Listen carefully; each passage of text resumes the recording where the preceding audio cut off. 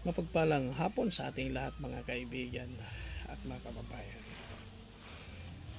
Bible, ito ang content natin lagi at ito ay laging binabasa natin. Ang babasahin natin ngayon ay John 14 verse 6. Ito mga kaibigan, ang dahilan nito, mayroong isang apostol, alagad ang ating Panginoong Yeshua Messiah or Jesus Christ in hybrid name, na ang pangalan ay Thomas, na nagtanong sa kanya kung paano sila makapupunta sa kaharian ng langit, sapagkat sabi ng Panginoon, ako ay pupunta sa Ama at hindi kayo makakapunta roon. Diba? Kaya sabi ni Thomas, Panginoon, ano yung daan? Ano ang gagawin namin upang kami ay makapunta doon sa Ama? Ibig sabihin doon sa kaharian ng langit. Ang sabi ng Panginoon dito sa John 14 verse 6, I am the way, the truth, and the life. No man cometh into the Father but by me. Ito ang sinasabi ng banal na kasulatan. Kaya namangha ang mga apostol, siya pala ang daan. Paano nga mga kaibigan ang magiging daan? Kung siya ang daan, ano ang ibig sabihin ng ating Panginoon?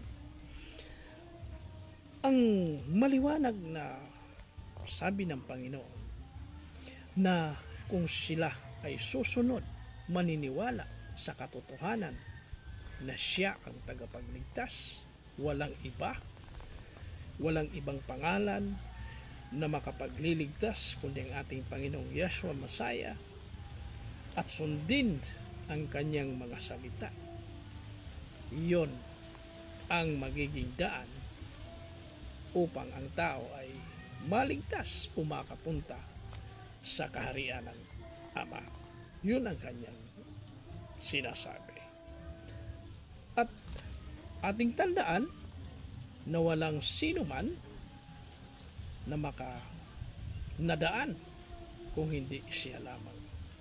Kaya huwag natin iasa ang ating sarili sa iba na siya ang mananalangin para sa atin, sila para tayo ay makapunta sa langit. Diba? Ang gusto ng Panginoon habang tayo ay nabubuhay kagaya ngayon, sundin natin ang kanyang mga sinasalita at panampalatayanan natin ang ating Panginoon nang walang pag-aalinlangan sa ating puso. Kasi sa pamamagitan ng ating mga ginagawa, ayon sa kanyang kalooban, ito ang magiging daan natin papunta sa kaharian ng langit o sa Ama. At alalahanin natin na walang ibang daan kung hindi siya lamang. Kaya ang gustong ipahiwatig ng ating Panginoon na bawat isa sa atin ay magsumikap na matuntun ang daan na yan. At yan ay napakasimple lang mga kaibigan. Yan ay madali natin matuntun sa pamamagitan ng ating pagsunod sa mga nakasulat sa banal na Biblia o dito sa banal na kasulatan, na kung saan walang iba, walang ibang pangalan na dapat makaligtas sa atin kundi ang pangalan ng ating Panginoong Yeshua Messiah, at ang kanyang mga salita ay sundin natin ng buong puso, buong pag-iisip at buong kalakasan. Gawin natin.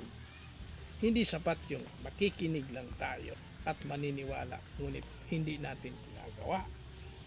Ang gusto ng Panginoong gawin natin upang makita niya na tayo nga ay lumalakad sa daan na kanyang tinuran sa atin. At yun yung kanyang mga salita. At kung ma-fulfill natin yung kanyang mga salita, tayo nga ay nasa tamang daan papunta sa Ama. At matutupad ang kanyang sinasabi na kung saan ako, kayo rin ay dumoon.